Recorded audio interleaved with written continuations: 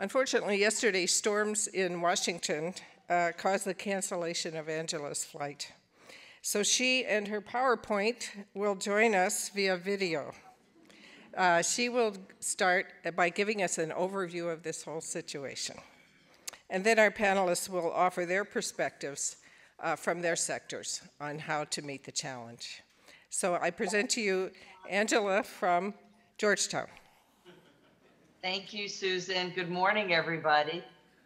It's great to be with you. And, again, I'm so sorry I couldn't be there because of the bad weather here in Washington, D.C., and that was passing through the country the past couple of days.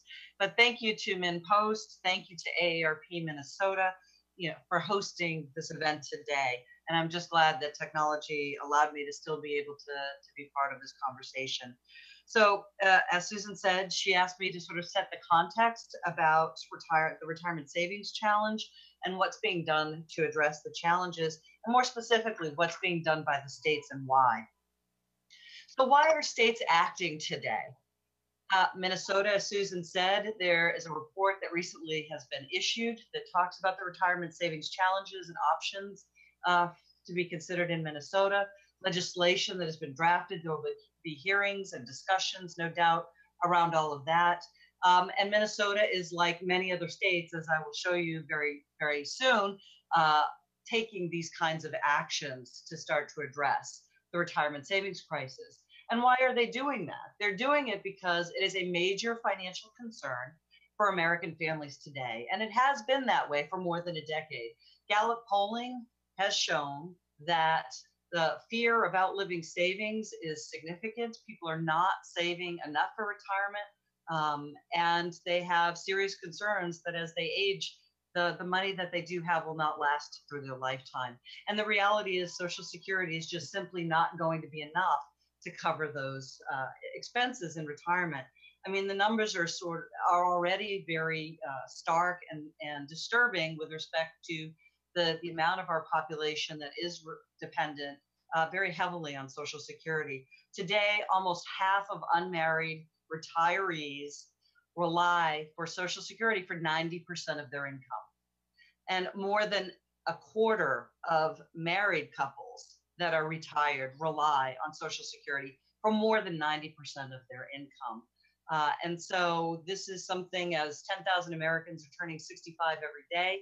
Today, between now and 2030, we have to pay attention to these concerns and the lack of retirement readiness. And one of the contributing factors to why our citizens are not really well prepared and retirement ready is because more than half of the private sector workforce lacks access to a way to save through an employer-sponsored plan. And we know that having access to an employer-sponsored plan is one of the best ways for workers to save for their retirement. And what are the consequences? Policymakers are acting in the states because they see the lack of retirement readiness, and they understand that there are long-term budget and economic consequences to not taking action. What are the long-term budget consequences? They can be enormous because, as I mentioned, we already see the heavy dependence on Social Security for 90% or more of retirees' income. But they tend not to rely just on Social Security. They're also going to rely on other social safety net programs. They will rely on Medicare and Medicaid. They will rely on need for housing subsidies, energy assistance, food stamps. So the impact on social safety net programs and budgetary impact has the potential, it is already significant as we see at the debates at the state as well as national level. And that only has the potential to get more challenging and more difficult to deal with as we go forward. And then there are economic consequences of that, certainly as entitlement spending has to continue to increase, and what are the tax implications of that. On the other side, if we're able to help more workers save for retirement and they have more income in retirement, guess what? They're able to spend and contribute to the economy, and there are significant economic benefits to doing that. And so we have a lot of incentives on the side with policymakers today, understanding the nature of the problem.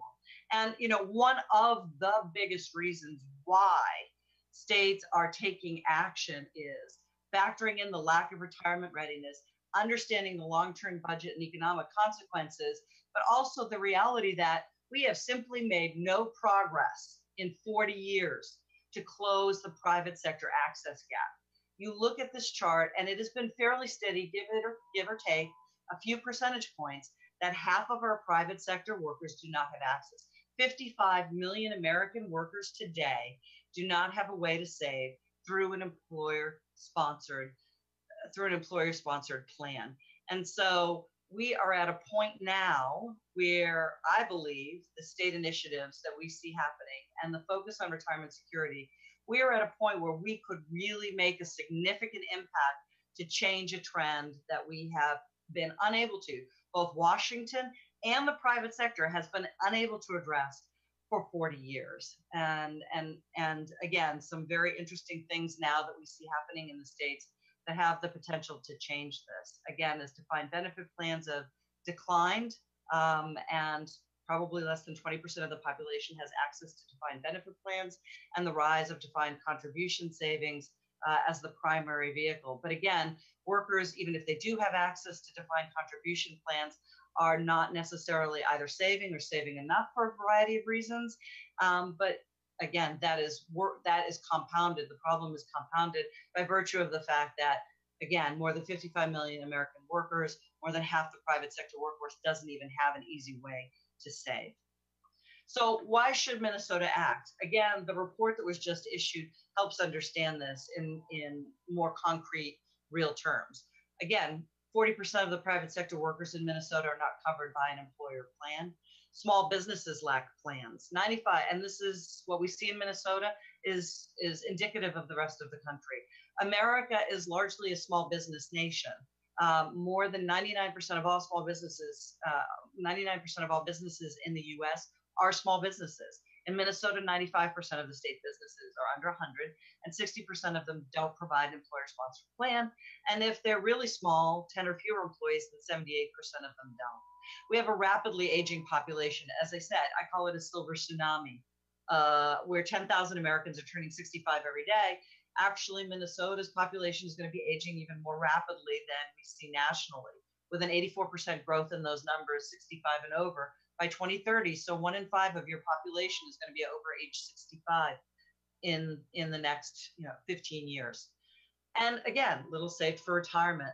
The report that was issued shows in Minnesota about average $38,000 in a defined contribution account.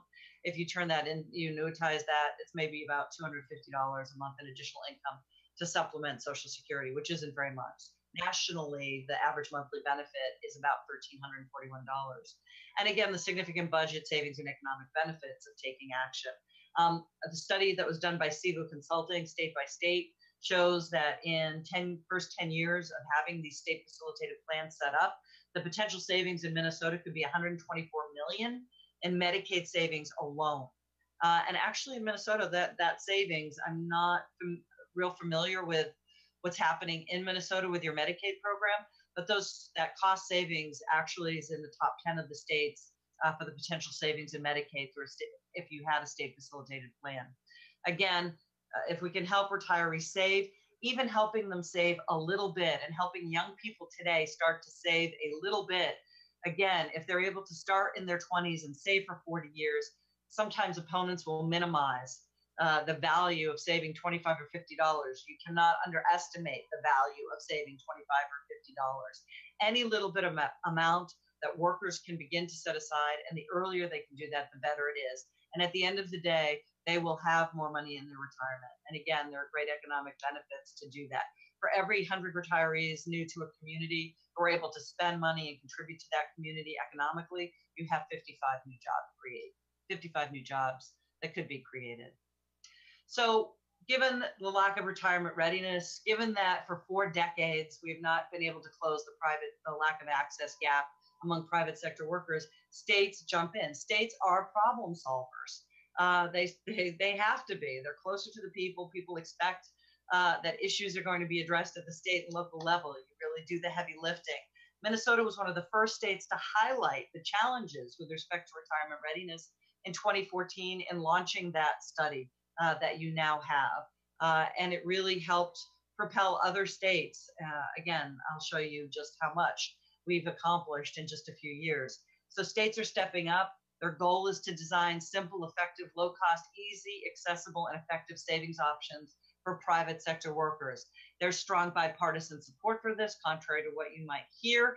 75% of Americans polled support state facilitated plans. In polling that's been done for the past few years by the National Institute of Retirement Security, among polled self-identified Republicans, 73% support state facilitated plans, and more than 80% of those who identified as Democrats support state facilitated plans. This has been a bipartisan idea and initiative that's been advanced for several years now.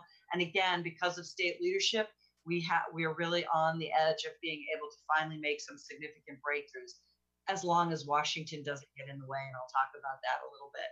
And there's strong small business support.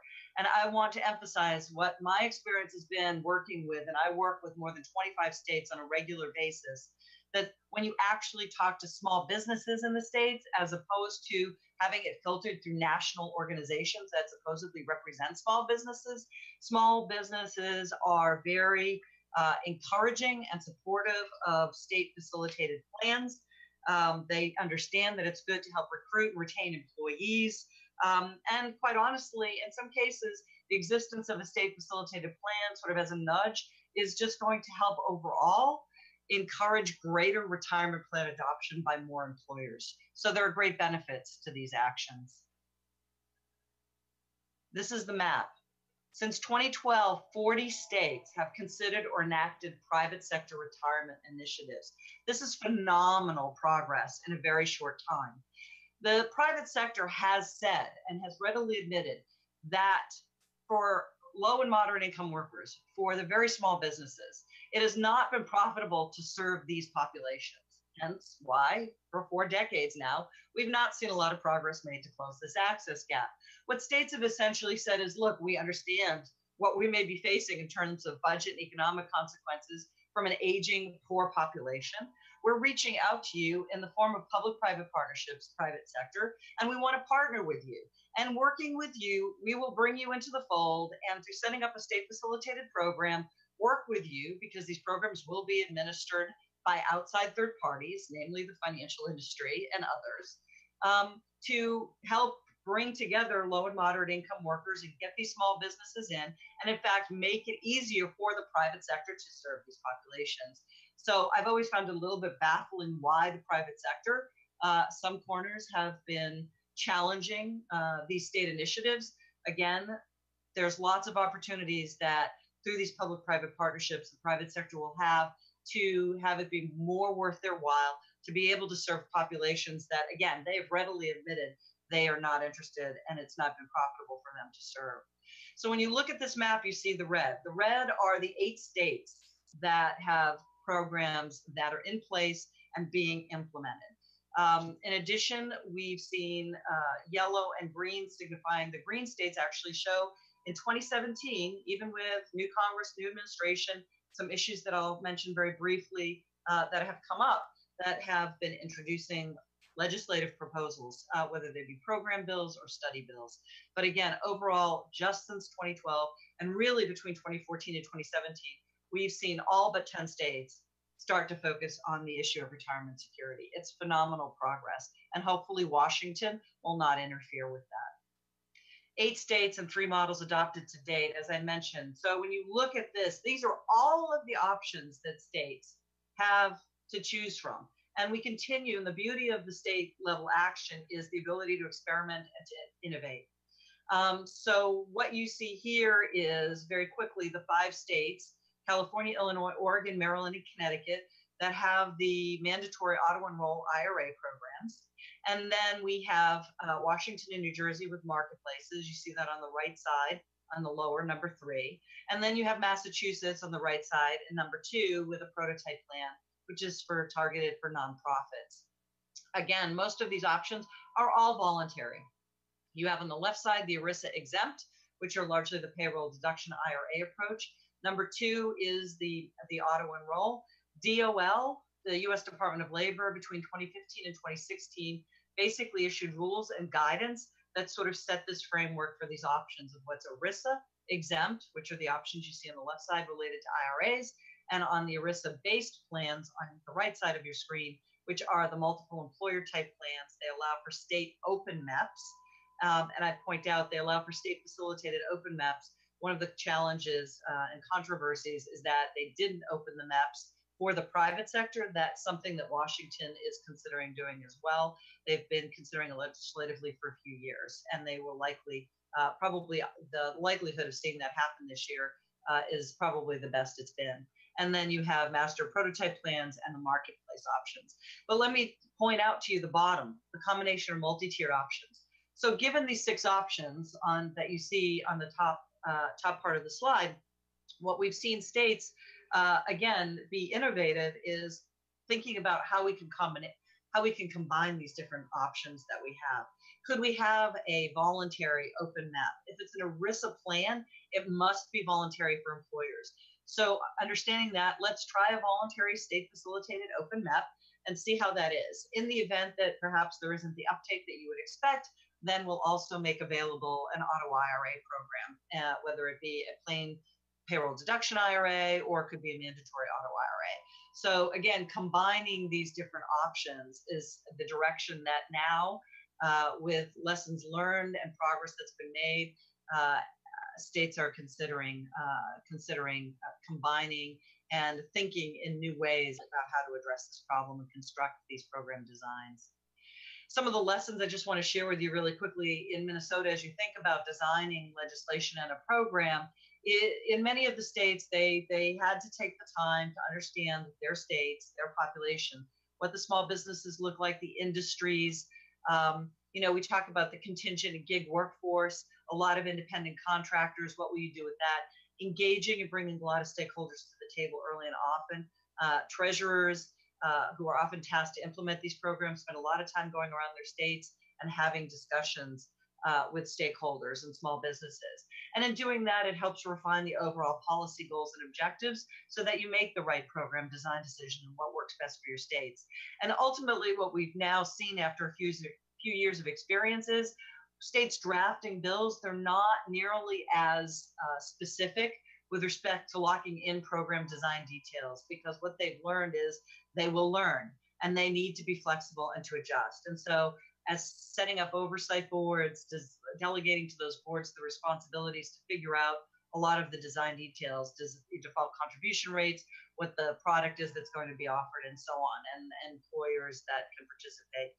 And in states that are getting ready to launch, they're doing it through pilot tests and more phased-in approaches. So taking a very methodical approach to ensure success. And at the end of the day, obviously, with state programs and public programs generally, transparency and accountability are must. And so taking the time to make sure that the process is always an open process, because at the end of the day, the public will hold you accountable for your programs and the results of those programs and the dollars that are spent.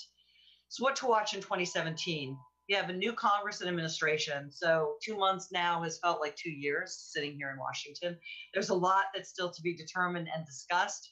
We will have to see what a new administration and Congress does with respect to the DOL rules that, again, when I showed you the options that are available. It's possible that the Congress may rescind the safe harbor that allows for mandatory auto-enroll IRAs to be exempt from ERISA. However, if that does happen, that does not stop state programs. It may create some uncertainty and just simply takes it back to where we were in 2015, where states were asking DOL, hi, we've passed these laws, we want to move forward with these programs. We'd really appreciate if you tell us whether or not they're subject to ERISA. That's exactly what DOL did. To the extent they rescind the rules, there's just some uncertainty around that. And ultimately, the programs can move forward. And more than likely, the ERISA applicability to those plans will be determined probably through litigation. Tax reform, the retirement savings system is all underpinned through tax law and the tax code. And so what will happen there will have a significant impact on retirement savings. And we need to watch that with respect to IRAs, 401ks, employer-sponsored plans. Big is that Washington and Oregon are going to be the first states to launch in 2017, again, with pilot programs in the second half of this year, and then hopefully full launch in 2018. One of the great things with the state nudge and seeing all of this state activity is that, quite honestly, I think the private sector has realized they had to up their game in response to what they see happening. And quite honestly, the fact that the status quo is just not working. Something has to change. Somebody has to do something. States are doing that, but the private sector is getting the push. And so the role of technology, especially with millennials, having savings on, apps on phones, really easy, simple use of technology that makes it easy to make those decisions to start to save. Investment education efforts, I don't know if you all see it, but I certainly see it, whether it's Prudential, Fidelity, Vanguard, pick your company. I think they are now starting, as people look at their retirement savings through their employers, you see much more of a discussion and question about what are your end goals? Do you feel like you're prepared for retirement? Rather than what it's been, just savings for savings sake and no real talk about lifetime income, more discussion around that and education around that and what you need to do as an individual to adequately prepare. And auto portability issues as another example. We have a problem where workers sometimes, more today, have many different jobs. And so they're moving around a lot. Sometimes accounts get lost. So how can we use technology to help accounts stay attached to individuals as they move for employers? So there's innovation that's going on. I'm not sure if Washington and the states stop focusing on putting pressure with respect to retirement readiness, that this innovation will continue to occur. We'd like to think it would, but again, I think there's great benefits to these public-private partnerships, and I think we're beginning to see that. And then we need to tackle some really challenging public policy issues overall that we haven't done. In addition to closing the gap, the big issue is lifetime income. Again, it's not just savings for savings sake, but people want to be able to save, and we want to help them be able to save so it's income that lasts them for a lifetime. And so how do we help them understand that? Because a lot of workers today, when they get ready to retire, go to their employers, they take out the money as a lump sum, and they're not always the best at managing that to last a lifetime. So and annuitization, looking at annuities, Connecticut is the one state program that has as part of its program taking part of the savings and actually dedicating those funds to an annuity as part of their program. So again, lots of exciting things that have happened, a little bit of uncertainty with the new administration in Congress and how they will play with respect to retirement savings and security. But again, I remain very optimistic. The states will continue to move forward. We'll just have to get some of these policy questions if they become a little bit unclear again and get that clarity and allow us to continue to move forward. And I'll leave you with, this is federalism, the way federalism is supposed to work. Senator Bob Corker on the floor of the Senate recently talking about the DOL regs, which again, Congress is contemplating rescinding. Senator Corker is a Republican who believes that the states should have the freedom to basically look at all of these options, not have any of them restricted, and look at what works best. And I believe that over time, it's a little bit messy and we have lots of different things going on right now with the states, but over time, with state experimentation and innovation, we will learn and we will get better at understanding what works. And again, I think we have the opportunity to change what has been unchanged for more than 4 decades with respect to retirement savings and security. So with that, I will stop. That is our website, cri.georgetown.edu. We recently did a report for the state of Vermont as for their study group. You can find all information on what's happening in the states legislatively and program implementation activities by going to our website, as well as links to all various groups that work on retirement security issues. Again, thank you very much for the opportunity. I look forward to the discussion and answering your questions.